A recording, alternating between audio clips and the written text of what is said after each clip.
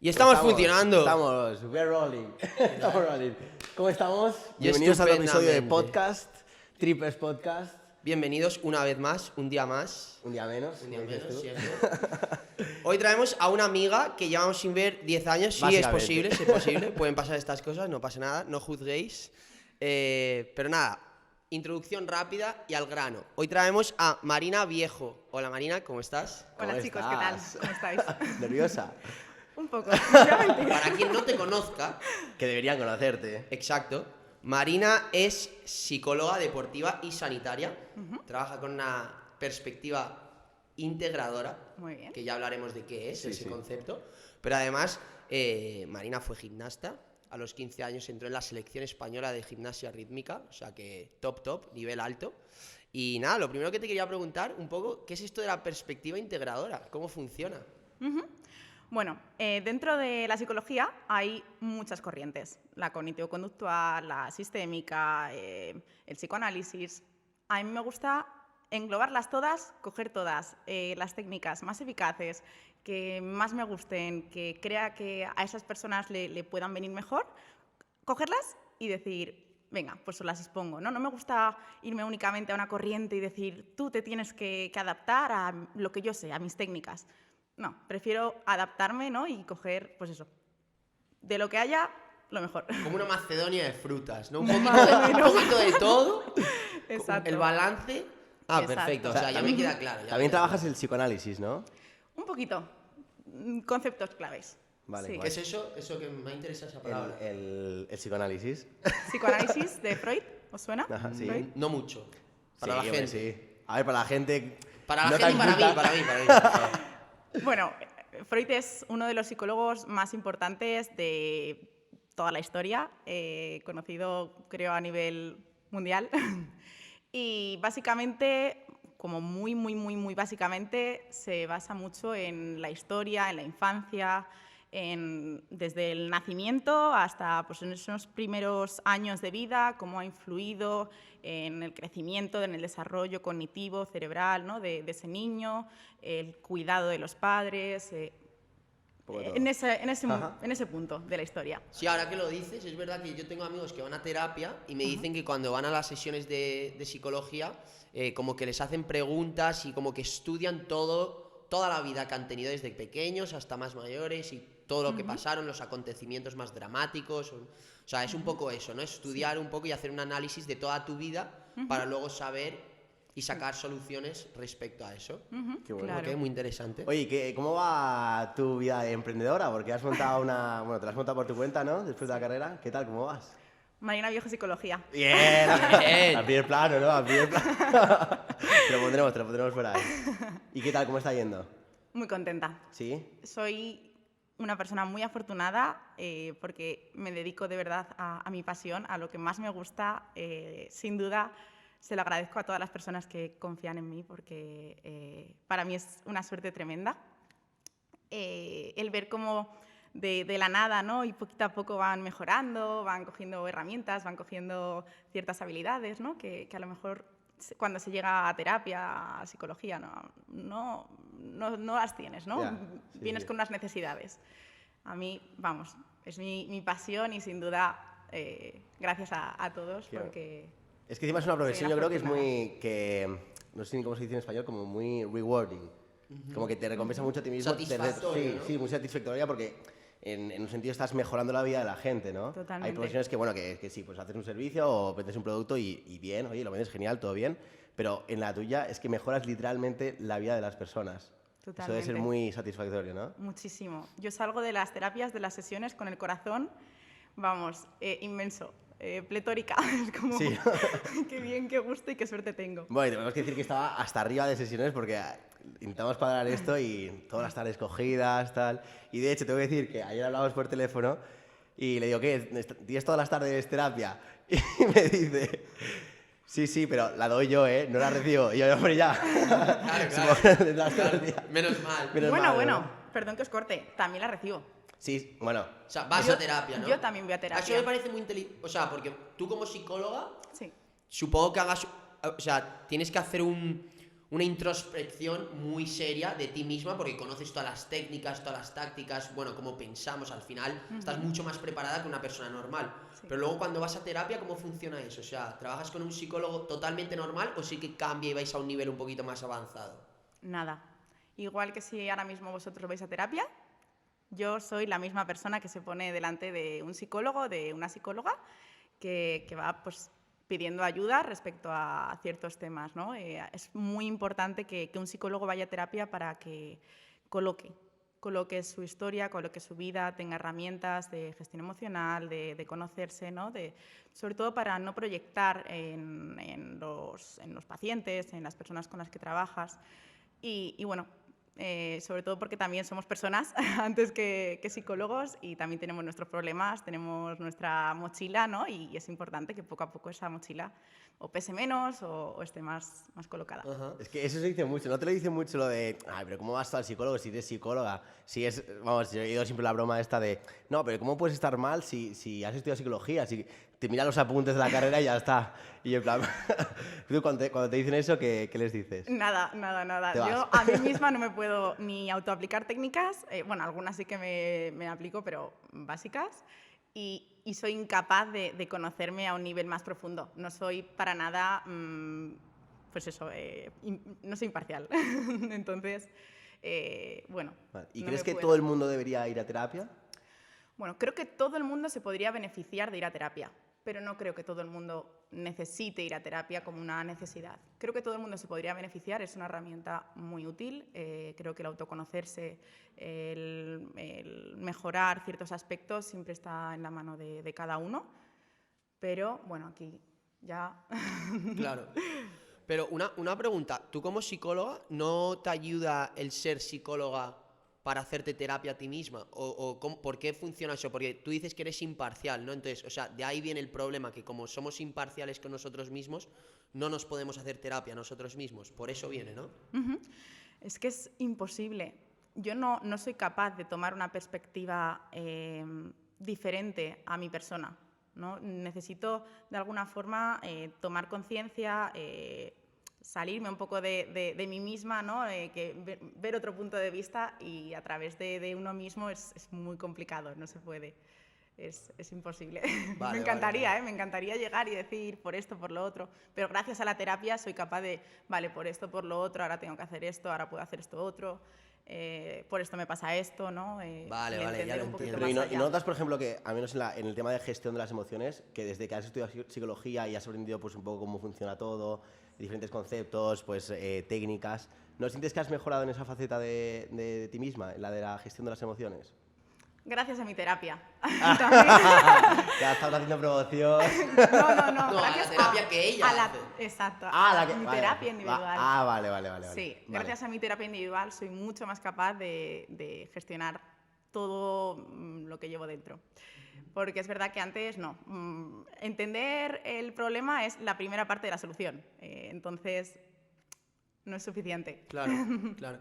Marina, yo te quería preguntar una cosa. A nivel un poco de emprendedora, ¿cómo ha sido? Porque ¿cuánto llevas con el proyecto? Llevas poco, ¿no? ¿Cómo ha sido este camino de emprendimiento? ¿Te ha costado? ¿No te ha costado? ¿Ha sido fácil?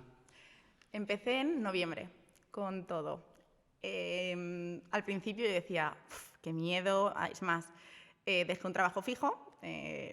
No estaba preparada, era un centro de psicología y dejé el trabajo y fue como, ay Dios mío, voy a empezar algo nuevo, qué nervios, qué miedo, qué de todo, ¿no? Y cuántas dudas porque no hay mucha información en general, ¿no? Gracias a muchos amigos que me fueron ayudando y me fueron diciendo, haz esto, tienes que ver esto, este papel, ahora vete aquí, ahora vete allá.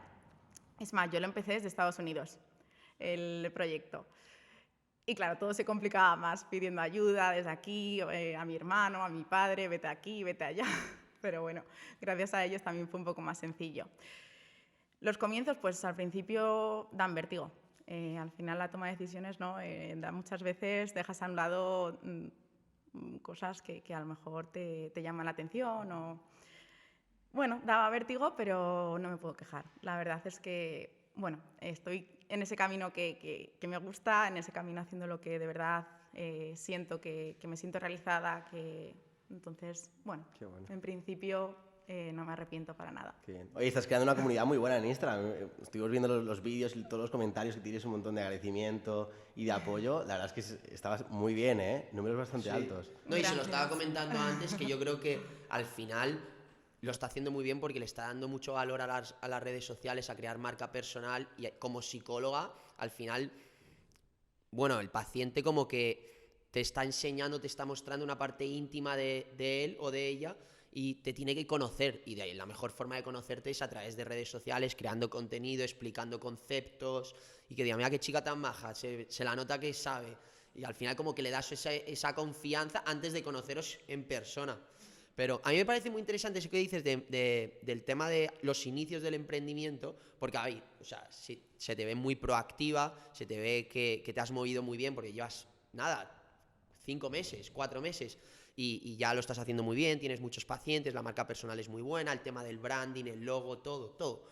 Pero sí que es verdad que yo, por ejemplo, hay muchos chavales y chicas que me dicen que en el mundo de emprendimiento lo que más les cuesta es el empezar, ¿no?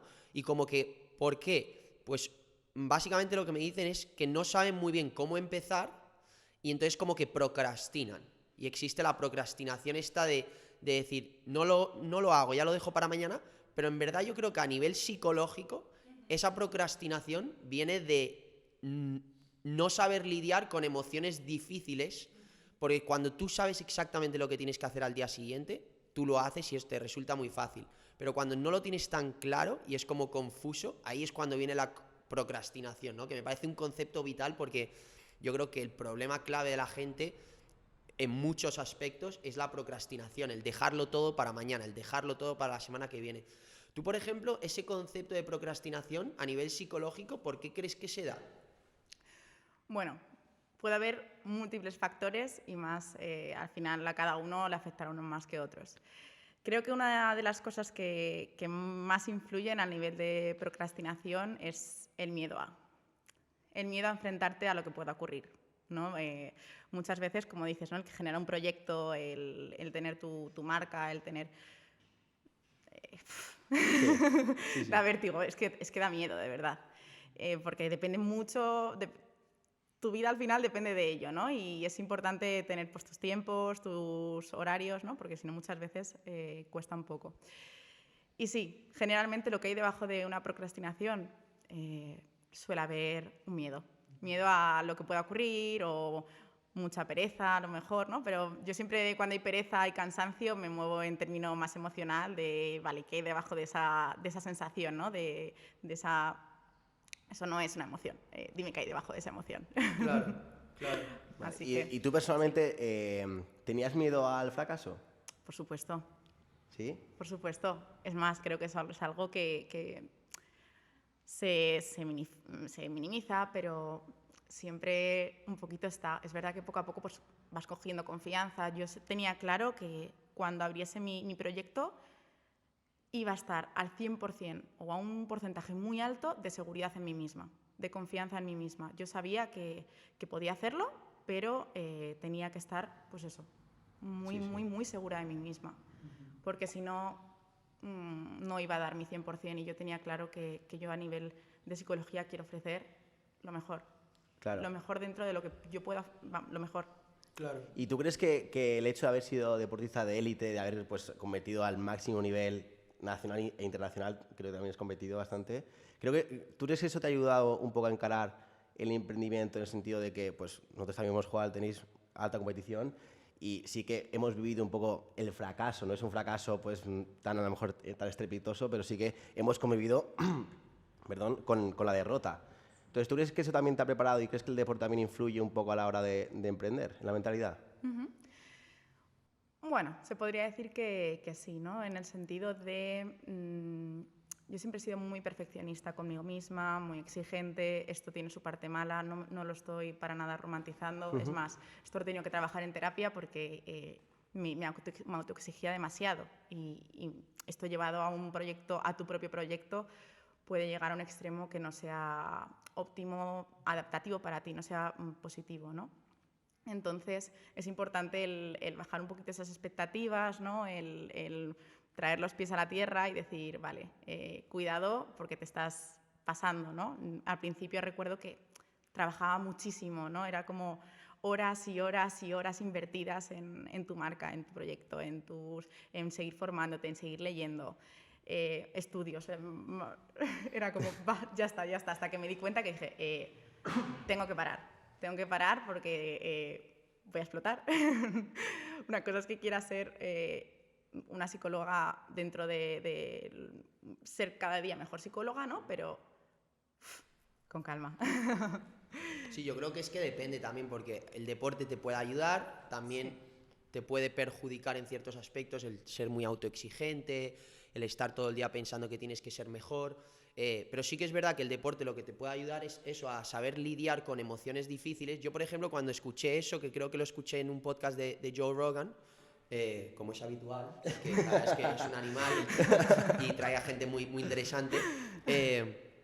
Pero sí que cada vez que escuché eso, que lo escuché cuando estaba en college en Estados Unidos, como que me motiva a eso, porque por ejemplo, te pones la alarma a las 6 de la mañana, te suena la alarma, pues obviamente todo el mundo, el 100% de la población va a querer apagar la alarma, darse media vuelta y seguir durmiendo. Pero el hecho de levantarte, irte a lavarte la cara, ponerte la ropa de deporte y salir a correr, eso es una emoción muy difícil que tienes que lidiar con ella, pero si ya lo tienes inculcado en tu mente de que, tío, ¿en serio que eres tan debilucho que no sabes lidiar con emociones fuertes? Pues claro que sí, apaga la alarma, levántate y vete al gimnasio. Entonces, esa motivación te ayuda muchísimo al no procrastinar y al seguir todo el rato. Es verdad que luego hay conceptos del deporte, pues lo que tú has dicho, la autoexigencia y el estresarse, la ansiedad de siempre querer más y no poner los pies sobre la tierra, yo creo que es vital. Hay, por ejemplo, un concepto muy bueno que el otro día escuché, y precisamente lo tengo en el fondo de pantalla de mi móvil, que le preguntaban esto era un podcast británico y le preguntaban era un filósofo él, y le preguntaban al señor al final del podcast que cuál era el consejo que le daría a los jóvenes, o el mejor consejo que tuviese. Y él dijo que hay un libro que me lo he comprado, que me está llegando porque hay que leérselo, porque si habla de... Te vas mañana a Estados Unidos, ¿eh? Pero que llegue pronto. Básicamente lo que dice es que hay un libro que se llama el zorro, el topo, el niño y el caballo. Y básicamente hay una escena en el libro que están en el bosque, el niño y el caballo, y el niño le pregunta al caballo, me estoy agobiando porque no veo el camino para salir del bosque y no sé qué hacer. Y el caballo le pregunta, bueno, ¿estás viendo tu próximo paso? ¿Sabes por lo menos el próximo paso que tienes que tomar? Y dice el niño, sí, claro, poner un pie delante y ya está. Y dice, pues ya simplemente haz eso, lo otro ya vendrá con cada paso que des. Y eso me parece vital, porque a veces nos agobiamos muchísimo con el objetivo final, con el tener que hacer algo y conseguir algo dentro de 10 años, y al final esa ansiedad te hace el no hacer nada, porque te bloquea ese miedo de no sé cómo llegar ahí. Pero si dices, vale, esta es la tarea que tengo que hacer hoy, al final es que avanzas y eso ya llegará con eso. Sí, pero siempre yo creo que hay que hacerlo, como tú dices, paso a paso, pensando un poco en el corto plazo y los steps que te pongas, pero siempre en una dirección que tú sepas que es la correcta. Justo. Pensando un poco en largo plazo, pero también concentrado en el día a día, que solo a largo plazo solamente se llega con el corto plazo y siendo constante. Claro. ¿no? Es tener la visión a largo plazo y importar o hacer, básicamente priorizar el corto plazo en el presente y estar en el presente. Y yo creo que es cuando llegas al objetivo. Yo te quería preguntar, Marina, un poco hablando de tema deporte, ¿sigues practicando gimnasia rítmica o ya lo dejaste? Lo dejé con 19 años, terminé mi época en la selección y estuve un tiempo parada, volviendo otra vez a colocar un poco todo lo que había vivido, ¿no? Y a los 21 volví de entrenadora de rítmica, estuve 4 o 5 años y ahora ya me voy a otro punto diferente completamente y ya trabajo desde la perspectiva mental. Claro. Es un deporte muy duro, ¿no? Muy exigente. Siempre se ha oído que hay muchísima exigencia, que los entrenamientos son durísimos, que a niñas pues, muy pequeñas desde edades muy tempranas les exige muchísimo física y mentalmente. Incluso ha habido escándalos con algunos entrenadores. O sea que es un deporte muy duro, ¿verdad? Bueno, yo creo que en general todos los deportes son bastante exigentes y depende un poco del nivel en el que te encuentres, en el que estés. Yo, por ejemplo, ahora he empezado a hacer triatlón y estoy alucinando con lo duro que es, ¿no? En el sentido de, madre mía, se entrena mucho, es un deporte de mucha resistencia, ¿no? Y se entrena bastante. Quiero decir que al final todos los deportes tienen y vosotros que sois tenistas lo sabréis. Seguramente que en el tenis tampoco es que estuvieseis tan tranquilos mirando. Depende. No, sí, era... Teníais su exigencia, ¿no? Claro. Sí. Claro, pues Sí, igual que la rítmica. Yo creo que también además que depende del deporte, obviamente, porque hay deportes como más pues estéticos o más perfeccionistas que van siempre al detalle, entonces como que entrenan muy a la perfección, al pulir todo en detalle, entonces ahí es cuando viene la exigencia máxima y entonces, bueno, sí que se escucha que en la gimnasia rítmica pues a las niñas y niños pues se les exige muchísimo. Yo te quería preguntar, ¿tú crees que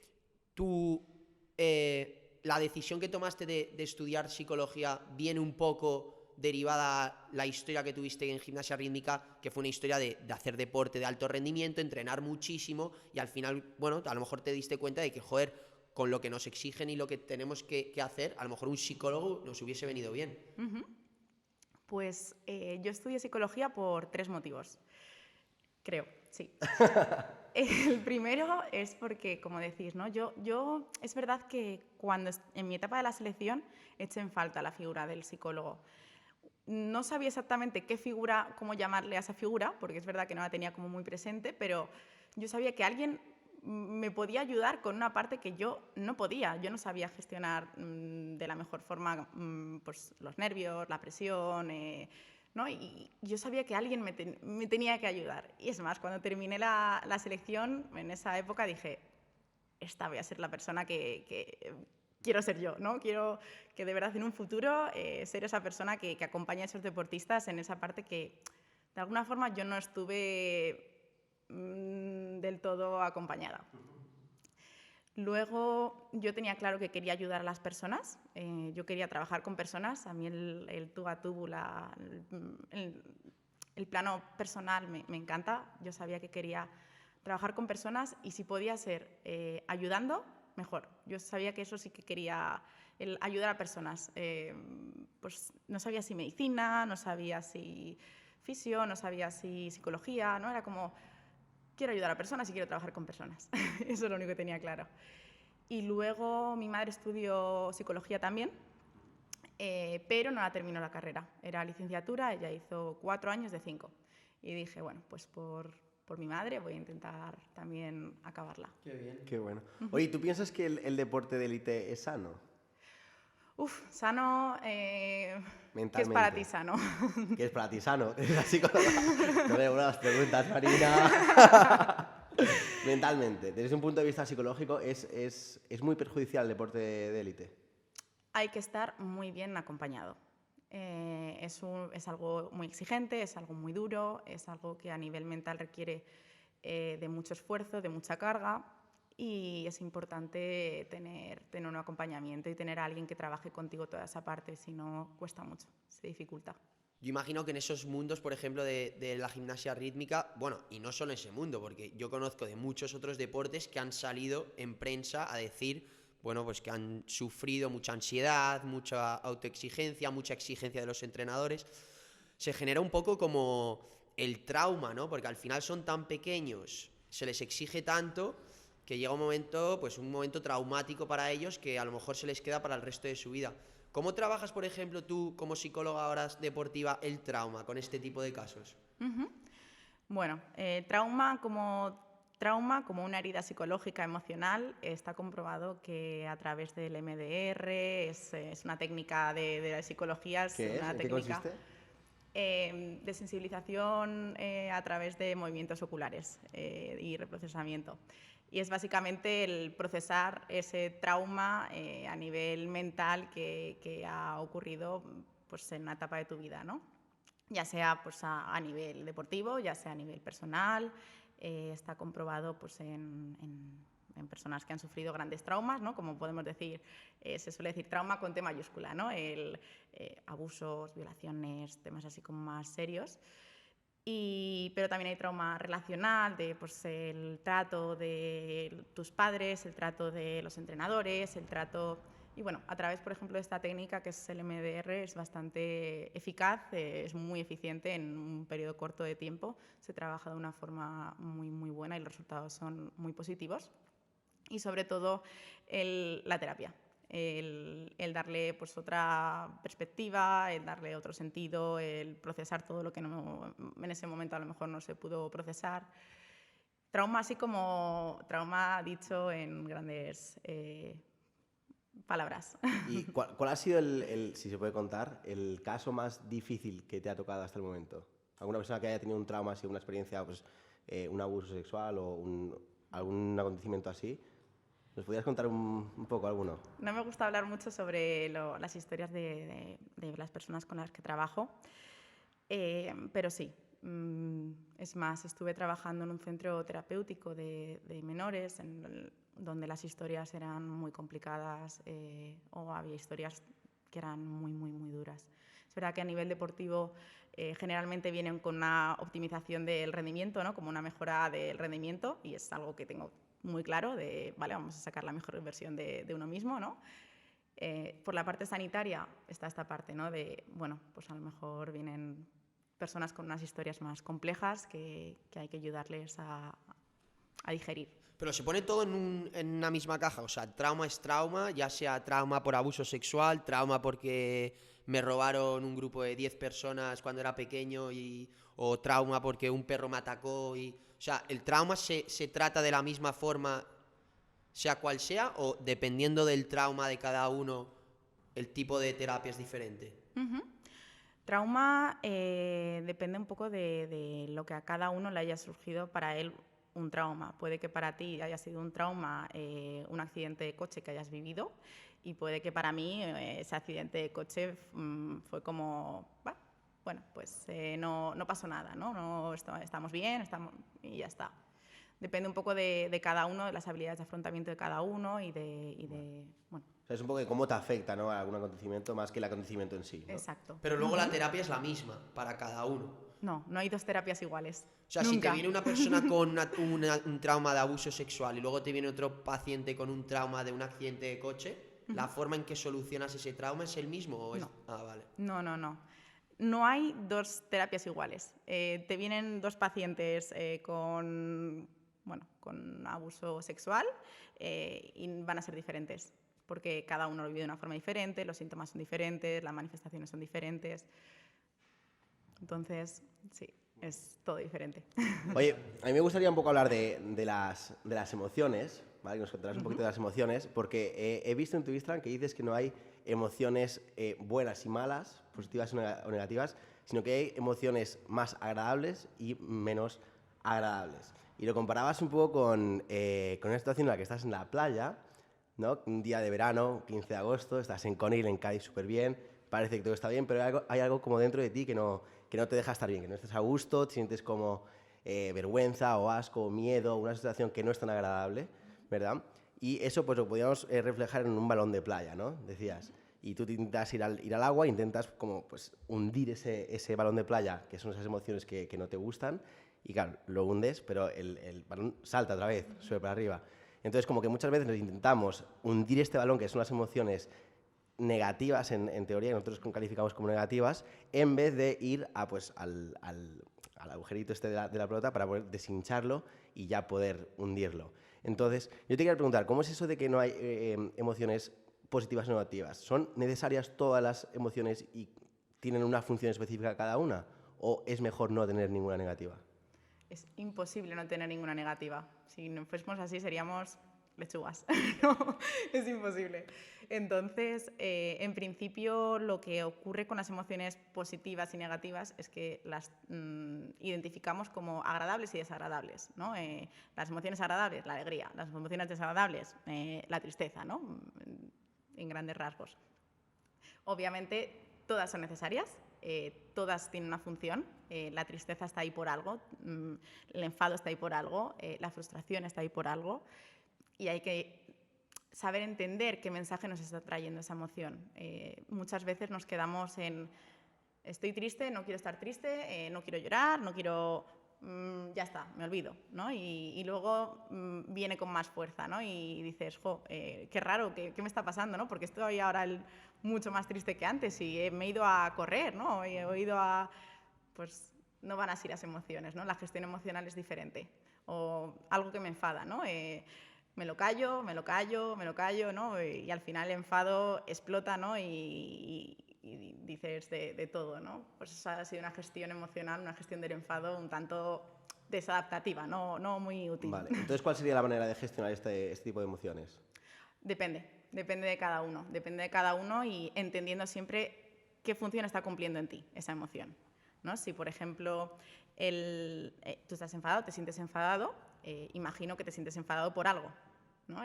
Algo te ha ocurrido que tu mecanismo de defensa no está diciendo, ataque, me estoy enfadando. Algo ha traspasado mis límites, algo no está siendo justo para mí. Desde ahí hay que entenderlo, ¿no? Mi cabeza, ¿qué está pensando? ¿Qué interpretación estoy haciendo de esta situación? ¿Qué me está generando este enfado? Pues, por ejemplo, que mi pareja me ha dicho que me ha hecho sentir que no soy, me ha hecho sentir que no soy valorada, por ejemplo. Vale, y a partir de ahí, ¿no? ¿Qué tengo que hacer? ¿Qué herramientas tengo? ¿Qué puedo elegir? ¿Cómo puedo actuar? ¿No? Puedo llegar y decirle a mi pareja, eres un... Dilo. Normal, eres un subnormal, eres lo peor, me has hecho sentir así, o directamente callármelo, ¿no? Callármelo y decir, bueno, esto ha sido solo una primera vez. La siguiente vez, segunda vez, tercera vez, ¿no? Y al final todo esto se lleva por dentro. Seguro que lo habéis sentido en algún momento vosotros. Yo no. Aquí está habiendo una gestión del enfado bastante regulera, ¿no? Es verdad que en principio lo más sano, entre comillas, que sería el poderle explicar a tu pareja, ¿no? Mira, esto me ha hecho sentir de esta forma, me gustaría que no me lo volvieses a hacer. Gracias a ese enfado que te ha producido, tú vas a poner un límite a tu pareja, le vas a decir, esto no te lo consiento, esto no me gusta, esto no me lo vuelvas a hacer porque me has hecho sentir de esta forma, ¿no? Pero, por ejemplo, o sea, yo una cosa que sí que he escuchado, que no sé si es del todo correcto, por eso te quiero preguntar. Yo, por ejemplo, escuché a 50 Cent, que es uno de los mayores iconos artistas, le preguntaron qué era la depresión para él. Y él dijo que básicamente la depresión era para la gente que se lo podía permitir. Es decir, para la gente de clase alta. Y él explicó, dice, yo de donde vengo, del barrio de donde vengo, la depresión no te lo puedes permitir porque no ganas dinero, hay muchísima delincuencia, mucha criminalidad y si te quedas en casa llorando, pues básicamente tus hijos no comen y tú te mueres. Entonces, no te lo puedes permitir, tienes que salir a la calle y luchar por el pan o luchar por un plato de comida caliente para tus hijos. Pero claro, tuvo como muchas críticas esa frase porque como la gente decía que la depresión está tanto en gente de clase baja, con clase media o clase alta, porque como que no se puede gestionar o no se puede controlar esa emoción. Es una emoción de tristeza, de depresión y no se puede controlar eso. Pero luego también he escuchado que al final si tú escuchas a las emociones te vuelves una persona débil, porque al final yo si tengo que estudiar un examen y digo, ya, pero es que no me apetece, y escucho al no me apetece y no lo estudio, pues vas a suspender. Si tienes que ir al gimnasio y no me apetece y escuchas pues al final es mejor poner las emociones a un lado y simplemente seguir a tu cabeza, a tu disciplina y a tu constancia. Pero, ¿cuál es el límite ahí? Porque claro, estás diciendo que hay que escuchar las emociones para poner ese límite a tu pareja. Entonces, ¿hay que escuchar las emociones o hay que dejarlas pasar? Respondiéndote de forma directa, hay que escucharlas. Es más, están ahí por algo. La depresión es un trastorno mental. Surge a través de un modelo biopsicosocial, ¿no? Un modelo bio a nivel mental, a nivel genético, a nivel neuronal, psico, ya lo sabemos, ¿no? Y a nivel social por un ambiente. Entonces, no se genera porque esta persona sea una débil, ¿no? O le guste estar en el sofá. Para nada. Están ocurriendo, es un trastorno mucho más amplio, ¿no? Al final la salud mental es compleja, no es fácil tampoco de relacionar causa y efecto. Hay múltiples causas que es importante entenderlas todas, ayudar a esa persona desde la multicausalidad, porque si no nos estamos dejando diferentes vías sin tocar. Si tu emoción te está diciendo que no vayas al gimnasio, yo desde ese punto de vista te diría el por qué, te preguntaría por qué, ¿no? ¿Qué es lo que estás teniendo? ¿Cómo te estás sintiendo? Pues a lo mejor me dirías, me estoy sintiendo triste. Yo siempre a través de cansancio, para mí no es una emoción. La pereza no es una emoción, eso es una sensación, ¿no? Vamos a ir un poco más profundo, ¿no? Yo siempre les digo, vale, vamos a coger, yo siempre utilizo una ruleta de las emociones y les digo, venga, entiende qué hay debajo de todo esto, ¿no? Pues hay un miedo a la exposición, un miedo a la evaluación de otras personas a través de mi cuerpo, por ejemplo, y por eso no voy al gimnasio, ¿no? Porque tengo miedo a exponerme a que otras personas puedan verme en top, en camiseta, en mallas. Vale, pues lo entiendo. Vamos a trabajar todo esto, ¿no? Aquí hay unas creencias, unos pensamientos que nos están limitando, ¿no? A nivel físico, a nivel causal.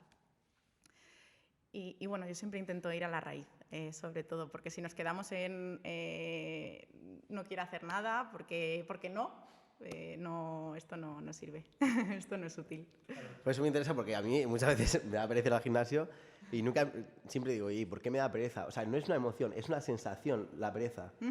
Sí. Pero, ¿y qué más razones puede haber para que se produzca esa pereza? Aparte pues, de que no quieras exponer tu cuerpo o cosas así. O no solamente ir al gimnasio, sino para otras cosas de la vida, como pues, ponerte a trabajar, ponerte a pues, ordenar la casa. Ese tipo de cosas, ¿por qué surge la pereza? Cada uno tendrá sus motivos. ¿Y cuáles suelen ser los más comunes? Bueno, ya sea porque a lo mejor lo que es la actividad directamente pues, no te atraiga, gusta, ¿vale? ¿no? Sean actividades agradables que digas, pues qué pereza tener, qué rollo, ¿no? Qué aburrimiento, qué pereza el tener que ponerme a limpiar el sofá. Pues sí, esa sensación es totalmente real, ¿no? Pero, vale. bueno. Claro, yo es que lo decía un poco porque es peligroso, o sea, voy a entrar en un tema un poco complicado. Me gustan los temas complicados. Pero sí que es verdad que se ha escuchado mucho y ahora como hay una corriente en internet con, bueno, tipos como Andrew Tate o no sé si le conoces o toda esta gente que son chavales que se les categorizan como machistas y un poco... Sí, y un poco old school, de tradición antigua. Y es verdad que tienen puntos que hay muchísimos jóvenes que les siguen porque como que puede llegar a ser que tienen razón. Y yo incluso cuando les escucho, en muchísimas cosas dicen barbaridades, pero en otras dices, joder, a lo mejor tiene razón. Y una de las cosas que él decía, por ejemplo, dice, es que mira, las personas y los hombres, porque bueno, él se dirige más a hombres, porque hace esta distinción enorme, pero dice, mira, es que los hombres débiles, los hombres que se dejan llevar por las emociones, son los que realmente hacen ataques terroristas, van a los colegios a hacer shootings, porque son gente que se deja llevar por las emociones de me apetece hacer eso y lo hago. La gente que es disciplinada y constante y no se deja llevar por las emociones, sino que se deja llevar por de decir, oye, mira, no voy a hacer esto porque aunque tenga muchas ganas de hacerlo, no lo voy a hacer. No lo hace. Entonces, eso puede llevarlo a casos extremos como acabo de mencionar o a casos más normales como, oye, mira, tengo un examen, no te dejes llevar por las emociones, ponte a estudiar. Tengo que ir al gimnasio porque estoy obeso, deja de comer y vete al gimnasio. Esas personas fuertes, esos hombres fuertes que ellos categorizan, son los que realmente crean una sociedad positiva y de progreso. Los hombres débiles son los que generan todas estas locuras. Entonces, no sé qué opinión tienes tú respecto a eso. Pues no os voy a mentir, pero nunca había escuchado a esta persona. Andrew Tate. Pues ha sido la persona más googleada del 2022. Más viral de 2022. Calvo, con gafas. Está ahora que siempre sale fumando un puro. Lo siento. No, con el Bugatti. What color is your Bugatti? Lo Está en siento. la cárcel ahora en Rumanía. Está en la así cárcel. Que no. Lo siento. Ah, Ya, igual por eso ya no... Por tráfico de personas que no se sabe si es inocente o no. The Matrix. Veremos, pero no sé qué opinión me tienes van a respecto censurar a el eso. podcast. ¿Qué va? Pero, bro. me falta muchísima información, muchísimo contexto, pero sí que creo que es importante saber que nosotros actuamos, yo siempre pongo el ejemplo de un triángulo, ¿no? Nuestras conductas vienen realizadas por una emoción y por un pensamiento, ¿no? Siempre hay una emoción detrás de una conducta y siempre hay un pensamiento detrás de esa forma de actuar. Yo me preguntaría, ¿qué pensamiento en esa persona está generándose para actuar de esa forma, ¿no? ¿Qué emoción está teniendo esta?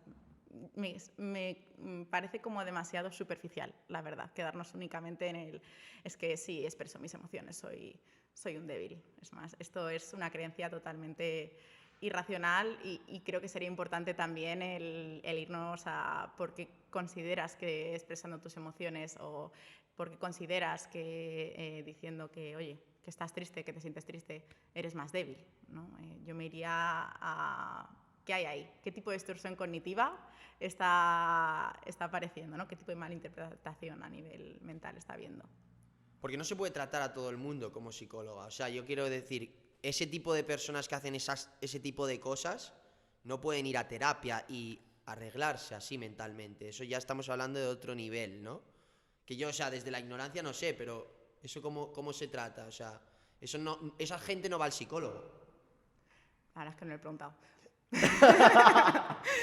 Pero, ¿qué es arreglarse mentalmente?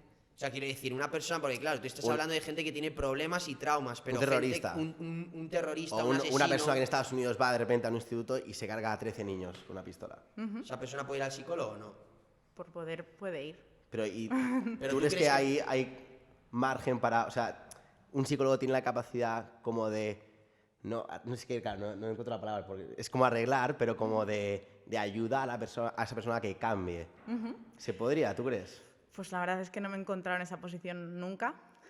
Yo creo que, bueno, que hay personas, no siempre detrás de una persona que comete un acto como el de Estados Unidos hay un trastorno mental, es más, muchas veces no hay absolutamente nada, ¿no? Y simplemente hay personas que, bueno, por lo que sea, no se comportan de una forma legal y positiva, ¿no?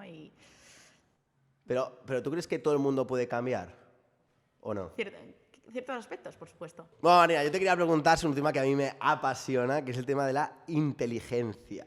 ¿Vale? Pues estaba el otro día mirando una conferencia de un doctor, un psicólogo, que le preguntaba a una persona del público: doctor, para usted, ¿qué es la inteligencia? ¿Cómo definiría la inteligencia? Entonces, yo pausé el vídeo y dije, ostras, ¿cómo defino yo la inteligencia? ¿Qué es la inteligencia? O sea, sí, es una persona que es lista, que tiene capacidades pues, mentales, pero ¿cómo defines la inteligencia en sí? Entonces, este psicólogo decía, la inteligencia es la capacidad de integrar diferentes capacidades de una forma eficaz. Y, por ejemplo, ahora mismo estamos haciendo este podcast, entonces cualquiera de nosotros tres tiene que tener pues, la capacidad de memorizar un poco lo que tenemos que hablar, la capacidad de razonar con las cosas que estás diciendo, la capacidad de prestar atención, la capacidad de controlar un poco los tiempos, o sea que es como un conjunto de capacidades que tienes que controlar. Esas serían las capacidades un poco que él llama frías. Y luego están las calientes, que son las emocionales, que la inteligencia también se encarga de gestionar estas emociones. Y lo comparaba, estaba muy guay porque lo comparaba con un cosmos psicológico. Y decía, la inteligencia sería como el Sol y luego tenemos pues planetas, estrellas, que serían todas estas emociones que van, o capacidades que van girando alrededor del Sol, de la inteligencia. Entonces, cuando hay una patología, lo que pasa es que este cosmos se convierte en un caos y todas las estrellas y los planetas dejan de girar en torno al Sol y ahí es cuando se producen los problemas. Y que pues sería pues, el tema de la inteligencia emocional. Entonces yo te quería preguntar, ¿cómo defines tú la inteligencia emocional? Y, sobre todo, ¿de qué depende que una persona sea más o menos inteligente emocionalmente? Bueno, yo creo que hay una parte de educación muy importante aquí. Creo que hay muy poquita educación de inteligencia emocional. Cada vez hay más, es más, me sorprendo porque hay veces que hay niños que me hablan de ciertas emociones, de ciertos pensamientos como muy, muy bien formados. Creo que hay mucha más formación ahora que antes, pero bueno, sí que es verdad que de alguna forma esto se va construyendo, ¿no? Y se va adquiriendo. Y yo lo veo en los deportistas, ¿no? En los deportistas, por ejemplo, un deportista es mejor deportista cuanta mayor inteligencia emocional tenga. Al final, ante dos deportistas a nivel físico similar, ¿cuál suele ganar? El que tiene mejor cabeza, ¿no? Pues ahí se marca la diferencia, ¿no? Cuanto mejor conocimiento, mayor nivel de gestión a nivel emocional tengamos, ahí marcamos la diferencia. Vale. ¿Y se puede entrenar esta inteligencia emocional? Por supuesto. ¿Cómo se hace? A nivel de psicología, a nivel mental, a nivel en los entrenamientos, en las competiciones, en el campo, constantemente. Sí, por supuesto. ¿Y crees que no crees que hay una línea muy fina entre la inteligencia emocional y poder ser un poco perverso de alguna manera? Porque sí que dicen que pues, las personas más manipuladoras suelen ser las más inteligentes emocionalmente, porque no solamente son capaces de gestionar sus propias emociones, sino que saben gestionar las de los demás. Entonces, si yo veo una persona que es débil emocionalmente y yo soy inteligente emocionalmente, como que soy capaz de manipularla muy bien, porque sé muy bien dónde ir, dónde tengo que tocar para manipular a esta persona. ¿Tú qué opinas sobre eso? Que también, no, y también es interesante Totalmente porque de acuerdo ahí, a nivel de deporte eso pasa un poco así, o sea, los tenistas Total. son tan inteligentes emocionalmente que como que saben los puntos débiles de su contrincante y le aprietan más por ahí, y yo me acuerdo que de pequeño los que más ganaban eran los que más daño te hacían, o sea, como sí, porque saben exactamente tus puntos débiles. Que lo que tú dices, que seguramente esté basado en la inteligencia emocional que ellos tienen.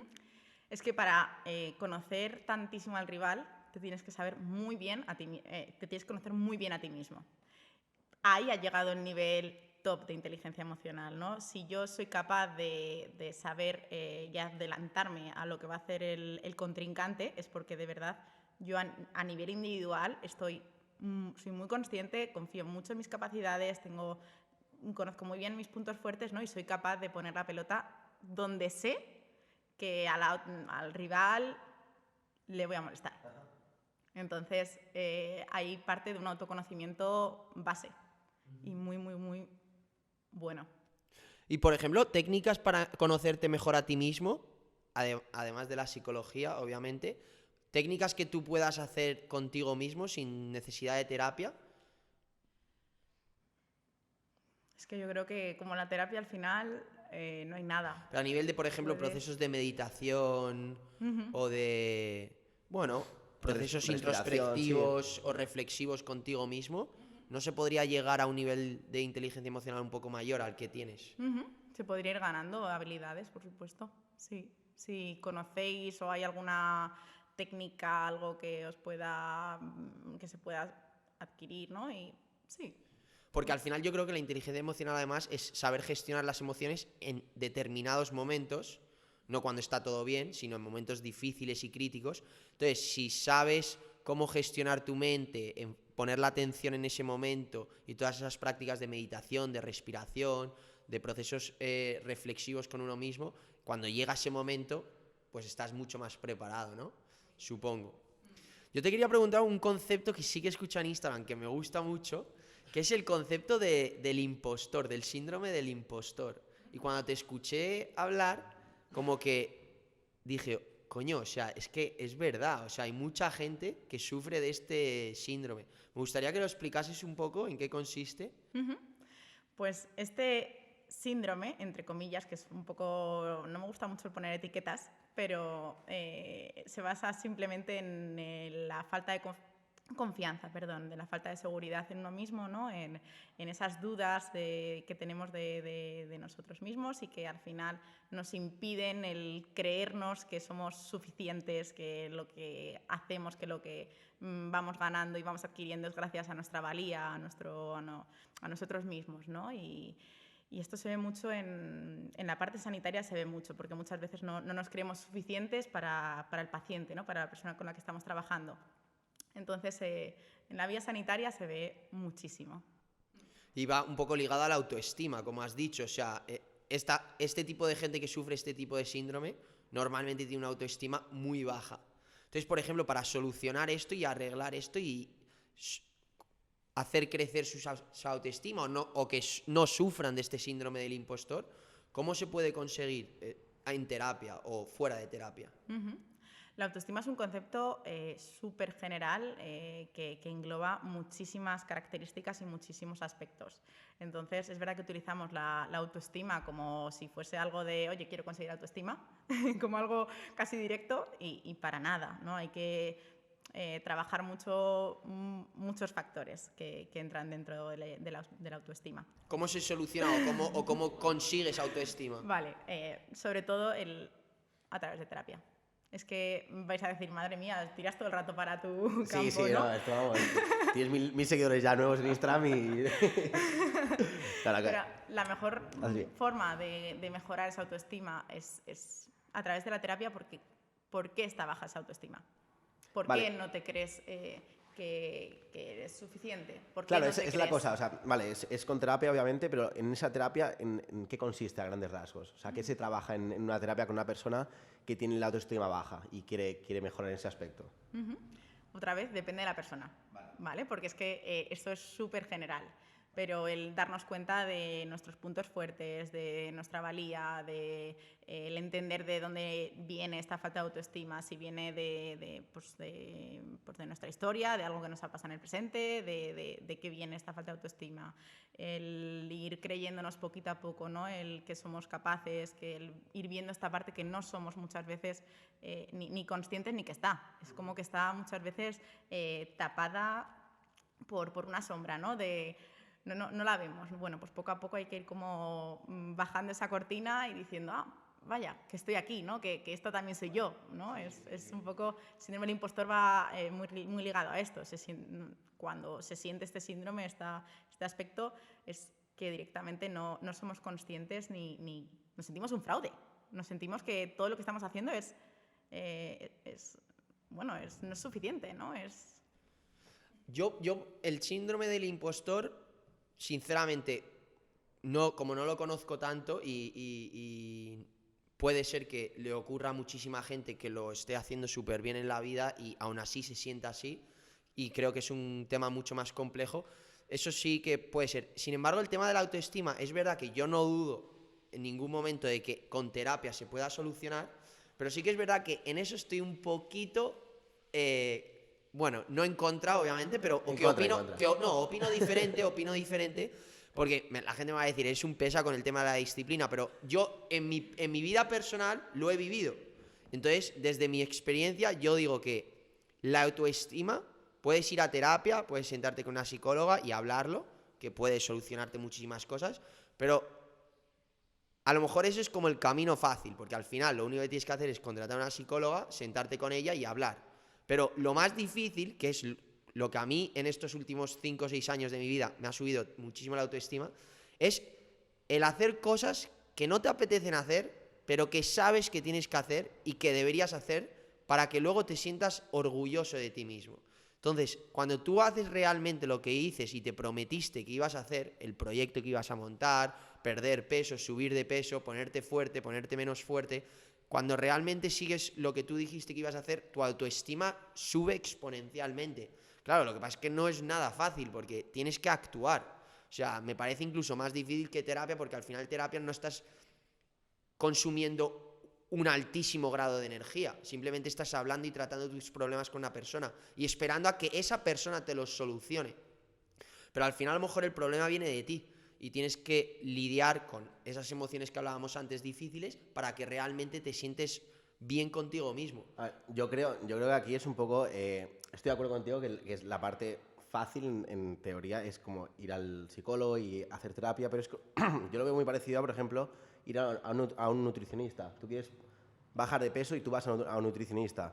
Vale, te lo va a hacer más fácil porque es su trabajo, te va a dar una guía, pero él no va a adelgazar por ti. Es igual que él no va a ir al gimnasio por ti. Un psicólogo, aunque te haga una terapia, él no te va a arreglar tus problemas, tienes que salir de ti. Entonces yo creo que es una cosa que, como dices tú, es más difícil, la haces por tu cuenta, pero de ahí que esté la función de un psicólogo o de un nutricionista o de un coach mental, de que te hacen ese proceso mucho más fácil. Entonces, no sé dónde está la línea entre ¿es mejor hacerlo difícil o es mejor dejarse ayudar y que sea un poco más fácil? Porque no todo el mundo tiene la capacidad que a lo mejor tú has tenido de tener la disciplina que tienes de ir al gimnasio a las 6 de la mañana, de meditar. Hay mucha gente que no... Que luego al final eso, yo creo que tienes razón en que al final, como tú ves que es la parte más difícil, el camino más difícil, al final te sientes tan orgulloso de ti mismo que sí que te sube la autoestima. Eso sí que estoy totalmente de acuerdo. Pero yo creo que es para la mayoría de la gente, porque lo que haces tú, aquí te reconozco en público, es muy difícil, es muy complicado, tiene mucho mérito, la mayoría de la gente no puede hacerlo, no tiene la disciplina necesaria y necesita una ayuda externa, como puede ser la de un psicólogo, un nutricionista o una persona que te ayude a hacer. No, puede ser, puede ser. Luego también es verdad que, a ver, no necesitas, o sea, te tienes que conocer a ti mismo y tener una inteligencia emocional de decir, bueno, yo no soy capaz de hacer eso, pero a lo mejor soy capaz de hacer esto otro que no es tan a lo bestia, pero, o sea, yo no digo no hace falta ni que te pongas la alarma ni madrugar, simplemente que, imagínate, si tú el domingo planificas la semana y acaba el próximo domingo y miras hacia atrás y no has hecho absolutamente nada de lo que dijiste que ibas a hacer, ¿cómo vas a tener una autoestima alta si te estás fallando a ti mismo constantemente? Entonces, lo del nutricionista es que tú no sabes qué comidas vas a comer. Necesitas a alguien que te explique, oye, esta comida es hidrato, esta comida es proteína, esto te engorda, esto lo otro no te engorda. Entonces, te explica el conocimiento que no tienes. Pero lo otro sí que lo sabes. Que no tienes autoestima porque te fallas a ti mismo con cosas que dijiste que ibas a hacer y no estás haciendo. Que pueden ser más sencillas, no hace falta madrugar ni nada. Entonces, al final es hacer una reflexión contigo mismo y decir, tío, es que me estoy fallando a mí mismo. O sea, haz las cosas que dijiste que ibas a hacer y a lo mejor me siento mucho más orgulloso de mí mismo y la autoestima me crece, ¿no? Yo creo que a lo mejor un psicólogo ahí te puede ayudar en el sentido de que, vale, yo me propongo hacer esto y si no lo haces al final de la semana, en realidad, ¿por qué no lo estás haciendo? Porque ahí entraría pues, lo que hemos hablado antes de la pereza o el miedo o estas emociones que a lo mejor tienes que tratar para ser capaz de hacer todo lo que te has propuesto que ibas a hacer. O sea, entra más como en profundidad, ¿no? O sea, hay gente que consigue gestionarlo por sí solo y otra gente que necesita esa ayuda. Exacto. ¿Estáis diciendo que ir al psicólogo es fácil? Yo no sé si habéis ido al psicólogo, pero no es nada sencillo. No es nada fácil. Para empezar, vivimos en la cultura de la autosuficiencia. Yo soy capaz y tengo que ser capaz de salir de aquí. ¿Cómo voy a pedir ayuda? Lo primero es pedir ayuda cuando vas al psicólogo. Ya eso cuesta. Nos cuesta bastante a todos. Reconocer que tienes un problema o que tienes algo que quieres mejorar, que quieres solucionar. Segunda dificultad que también nos suele costar, ¿no? El reconocer que algo en nosotros no está funcionando. Reconocemos que tenemos un problema, tenemos que pedir ayuda.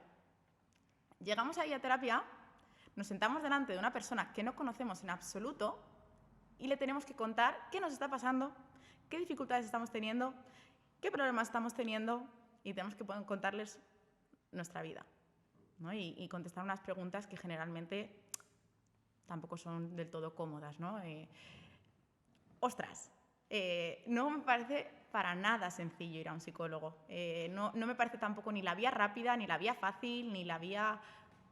Para nada. Para nada porque, para empezar, otra cosa que también ocurre una vez que vas al psicólogo es que sale tu parte más vulnerable.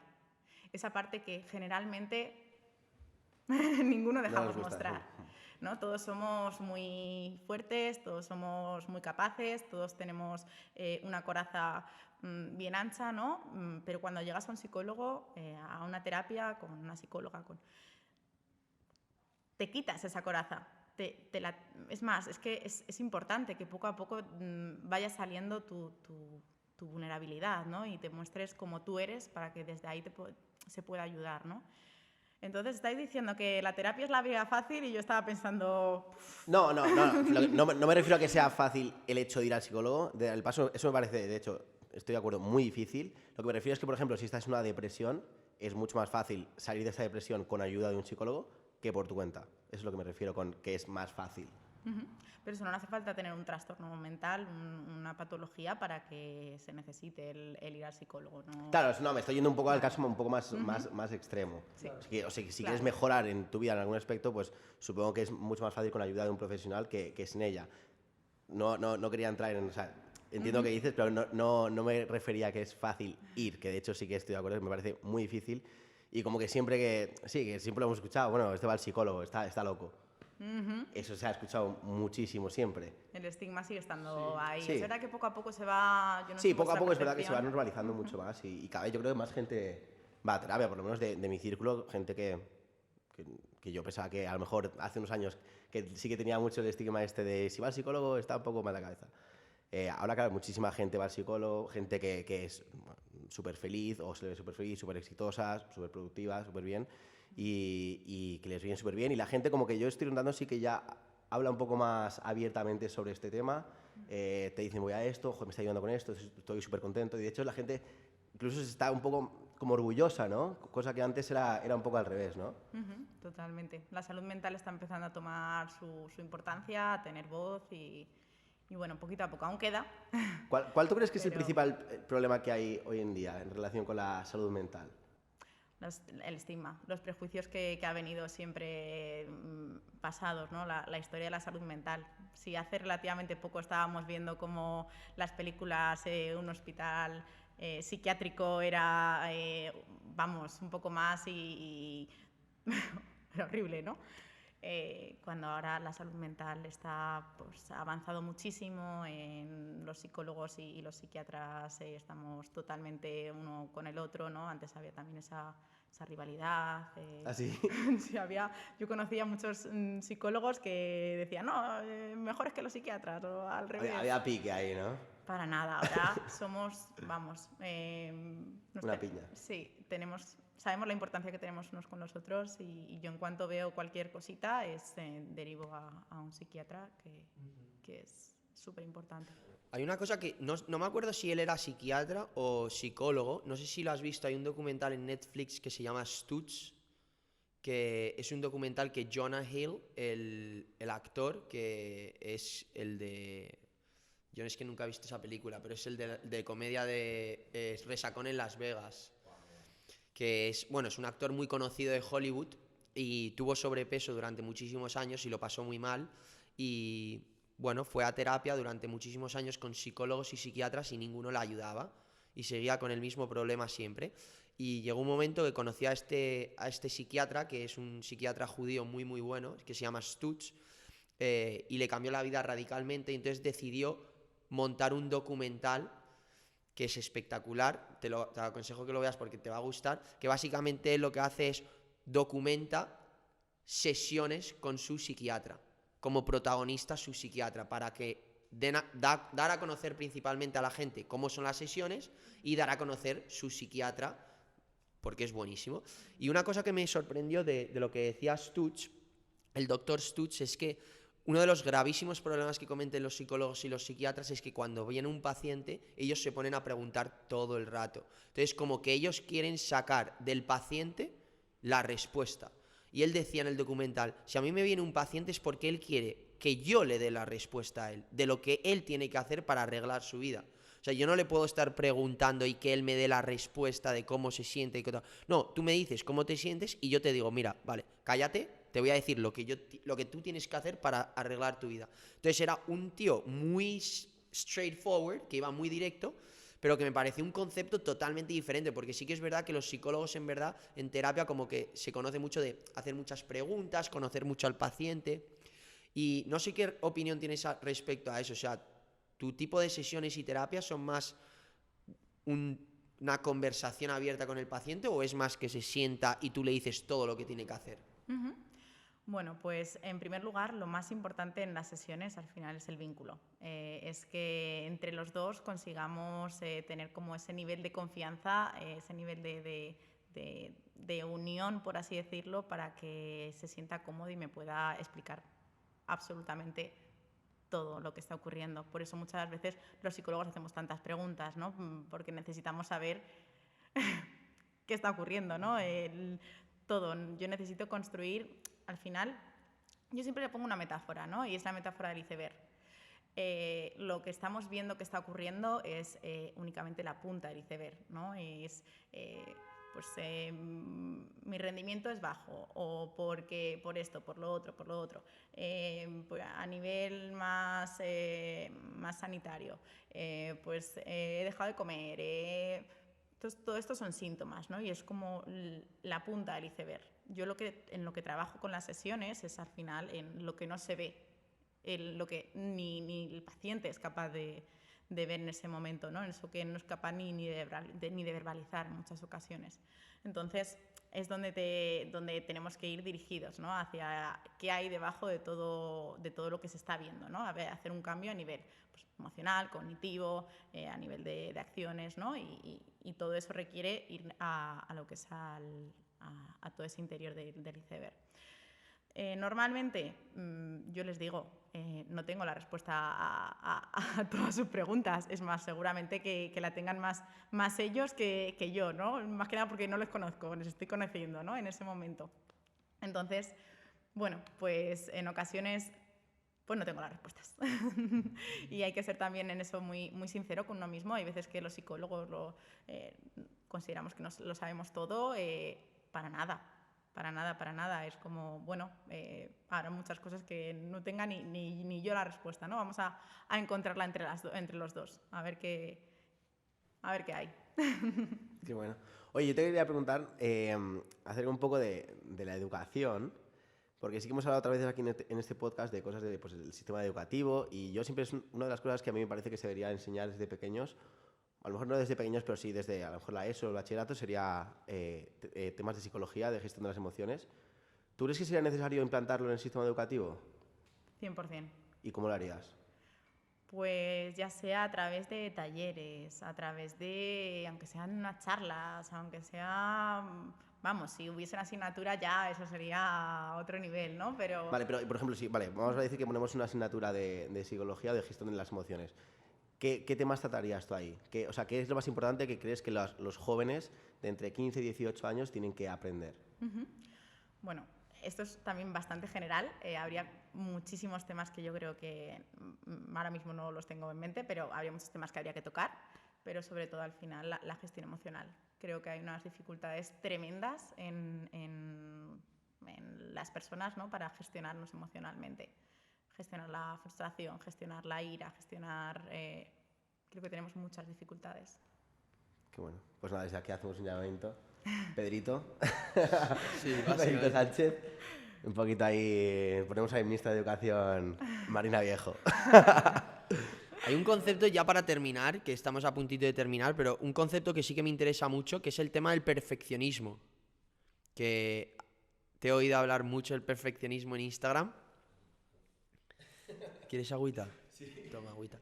El perfeccionismo me interesa mucho porque yo sí que me catalogo como una persona demasiado perfeccionista. Sí que lo he intentado corregir, pero porque creo que es negativo para mi vida y negativo para cómo me comporto yo con los demás. Y bueno, sí que intento replantearme cómo enfocarlo de otra manera. Pero sí que, por otro lado, como que pienso que hay que ser autoexigente con uno mismo para llegar lejos, porque si no, al final todo te da igual. Entonces, ¿qué opinas tú del perfeccionismo? ¿Cuál es el límite? ¿Por qué puedes llegar a ser negativo? Yo creo que el límite está en esos extremos, ¿no? En irnos al extremo del perfeccionismo, esto no es sano. Tener unos niveles de perfeccionismo está bien, ¿no? Nos lleva siempre, eso es como un reto, ¿no? Un poquito más, un poquito más. Pero cuando llegamos al extremo, tanto por un lado como por el otro, ahí ya se complican las cosas porque empezamos a montarnos unas exigencias que no son normales, ¿no? Que es como llevar un peso gigante en nuestras espaldas que no es sano para nadie, ¿no? Entonces, bueno, el perfeccionismo está como muy normalizado, está muy bien visto a nivel social, ¿no? Es una persona perfeccionista y casi que le chocamos la espalda, ¿no? Como, jolín, qué bien que seas tan perfeccionista. Pero no es tan positivo, ¿no? Sí que unos niveles de perfeccionismo, unos niveles de exigencia, ¿no? Pues nos llevan a ser cada vez mejores, a superarnos. Pero el irnos a un extremo, el ser muy, muy, muy autoexigente, ¿no? Esa voz más crítica, más tienes que hacerlo todo bien, tienes que ser el mejor, muchas veces esto cansa. Sí. Eso lo dicen, de hecho, muchísimos emprendedores, muchísimos empresarios, que el perfeccionismo te frena muchas veces en el emprendimiento. Siempre estás esperando pues, a tener el producto perfecto o al momento perfecto para lanzarlo, tener todo perfecto, y al final eso te hace frenar un poco y te hace que nunca avances y nunca llegues al final a ejecutar la idea que tenías desde el principio.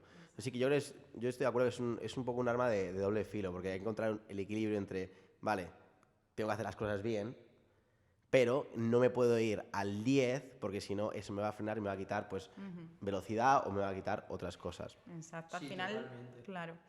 Al final lo que es el perfeccionismo nos deja como un poco en la zona de confort, ¿no? Como en ese círculo en el que nos sentimos más o menos seguros, controlamos y hacemos las cosas bien, ¿no? Pero para no ser perfeccionistas y permitirnos el fallo, ¿no? Que muchas veces es lo que las personas muy, muy perfeccionistas pues, cuesta digerirlo, ¿no? Nos tenemos que salir de esa zona de confort. Y para eso tenemos que atrevernos. Y muchas veces las personas muy, muy, muy exigentes, muy perfeccionistas, es como, no, yo prefiero quedarme aquí, ¿no? Que estoy bien, que estoy cómodo, ¿no? Pero hay que atreverse, ¿no? Y salir de esa zona de confort y que seguramente el fallo y el error pueda estar, ¿no? Y bueno. 100%. En mi caso, por ejemplo, es verdad que Gary Vaynerchuk lo dice mucho, que el mayor enemigo de la gente es el perfeccionismo. Y en mi caso yo lo noto porque, por ejemplo, a mí lo que me pasaba, y me pasa aún, lo estoy trabajando, es que el perfeccionismo lo que me hace es no... Bueno, buscar ese 10, pero cuando te das cuenta que es que perfecto no hay nada, siempre llegas al 10 y ves otro fallo. Y luego vuelves a llegar al 10 y ves otro fallo. Entonces dices, hubiese sido mucho más fácil lanzar, hacer, ejecutar con un 6, luego pensar en lo que has hecho mal y mejorarlo, porque al final eres muchísimo más rápido así y llegas a ese perfeccionismo que no existe, pero llegas a mejorar mucho más rápido y mucho más que si siempre estás esperando al momento ideal, que nunca va a llegar, porque perfecto no hay nada. 100%. Bueno, este podcast. Sí. Bueno, se puede mejorar muchas cosas. Bueno, pues yo no sé si tienes alguna pregunta más. Yo nada, hemos tocado muchas Hemos tocado cosas. muchísimas cosas, tal. No hemos acabado aún, ¿eh? No hemos acabado aún. Queda una sección final muy entretenida. Unas preguntas un poquito comprometidas, pero te van a encantar. Yo que tú bebía un poquito de Bebe agua. un poquito de agua si quieres, Por tal. favor, ¿qué está pasando? Esto va a ser complicado, te digo. Esto va a ser... Vale, contadme. Nada, son 10 preguntitas rápidas, tal, fáciles de responder, muy fáciles. Y nada, Te pues... está mirando con una cara de odio ahora No, mismo. no. Había alguna pregunta que yo vi la... El corazón se me está acelerando. Ahora mismo a mis deportistas les diría, tu nivel de activación está por encima Está por de encima. tu óptimo, ¿no? Eso Totalmente. es bueno, ¿no? Los nervios precompetición son... pueden ser positivos a veces, ¿no? Depende. Depende si Los te da un infarto o no. Claro, los nervios también nos activan, nos ponen ahí en acción, pero si nuestro nivel de activación está muy por encima de ese óptimo, como le llamamos en psicología, te bloqueas. Claro. Entonces, No te bloquees, no queremos que te bloquees. Tú tranquila, tal. Preguntas muy fáciles. Preguntas fáciles. Bueno, pues bienvenidos a Trippers Quick Questions. ¿Estás preparada? Let's go. venga. Esto sí. Empezamos. Un personaje histórico del pasado para tener una charla.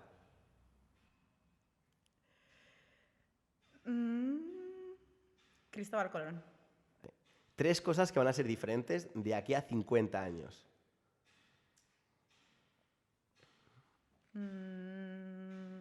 Mi carrera profesional. Mi carrera deportiva porque se ha modificado en este momento. Y mi familia. ¿Vale? ¿Qué prefieres? ¿1 millón de euros hoy o 3.000 euros al mes para el resto de tu vida? 3.000 al mes por el resto de mi vida. ¿Qué elemento natural serías? El agua. El agua.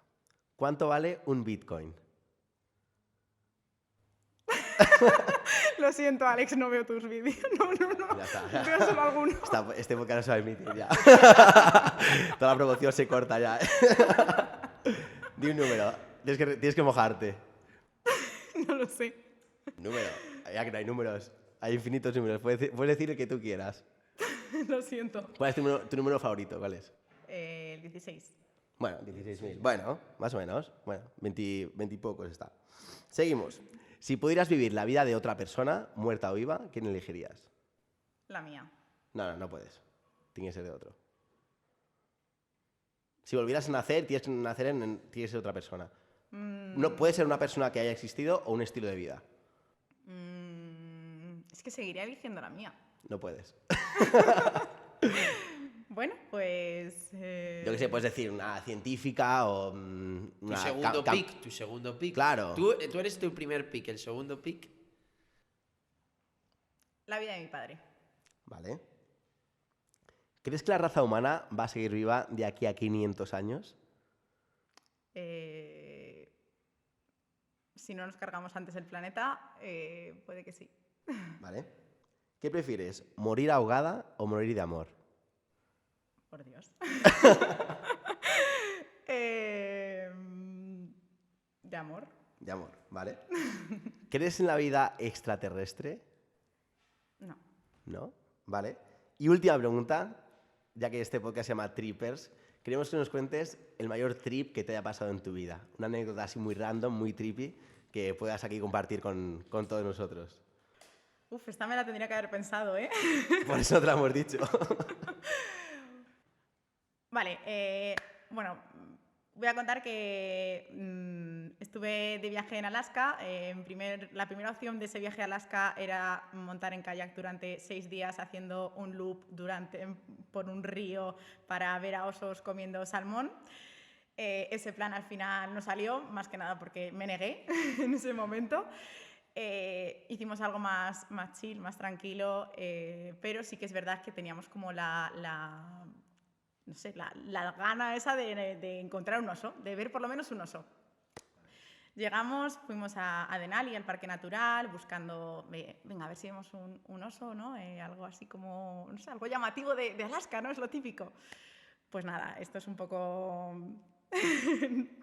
me chafé muchísimo porque no vimos osos, no vimos ningún animal, no vimos absolutamente nada y estuvimos 5 días en Alaska andando únicamente, paseando por Alaska y sus montes y su parque, porque no vimos absolutamente nada. Nada, o sea, ni un animal, nada. Nada. Es bastante... Eso te pasó por decir que no al plan ese. Básicamente. Que era lo que tocaba, Total, porque era el objetivo de ese plan. Y dije, no, pero en el parque habrá también, tal. Nada.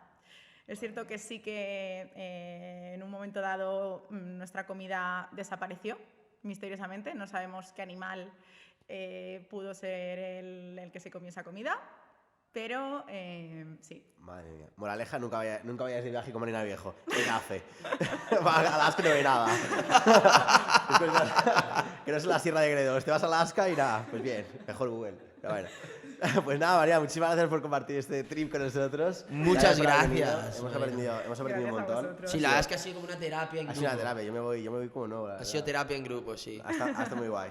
Así que nada, ¿cómo era tu Instagram? Marina Viejo... Esa es tu cámara, si quieres. Si quieres decir dónde te pueden encontrar. En Marina Viejo Psicología. Vale, pondremos todos los links en la descripción para que te encuentren. Suscribiros, chavales, a las cositas, notificaciones, likes. Y aquí el invitado es el que despide aquí con su primer plano el podcast diciendo que suscriban y que le den likes. Así que adelante ahí a tu cámara. Pues nada, que os suscribáis, que deis muchísimos likes y que estos chicos se lo merecen. Son unos cracks y nada, que a tope con ellos. Eso es, haz caso. See you soon. Hasta luego, chavales. Vale, estamos.